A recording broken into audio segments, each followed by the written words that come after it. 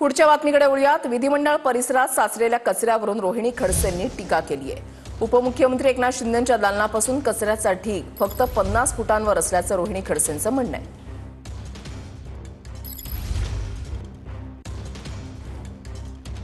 रोहिणी खडसे यांनी ट्विट केले। त्यांनी असं म्हटलंय की सध्या राज्याचे विधिमंडळ अधिवेशन सुरू आहे, मात्र विधिमंडळ परिसरात मोठ्या प्रमाणात कचरा साचला आहे। आश्चर्याची बाब म्हणजे उपमुख्यमंत्री शिंदे यांच्या दालनापासून अवघ्या 50 फुटांवर हा कचऱ्याचा ढीग आहे। माध्यमांनी विधिमंडळ परिसरात मोठ्या प्रमाणात कचरा साचला आहे ही बाब समोर आणली।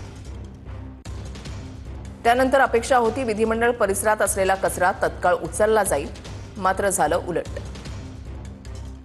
आपल्या चुका लपवण्यासाठी माध्यमांना वार्तांकन करण्यापासून रोखलं आणि या ठिकाणी कचरा झाकण्यासाठी मोठे पडदे लावले। लपवाछपवी करण्यास सरकारला अवॉर्डच दिला पाहिजे।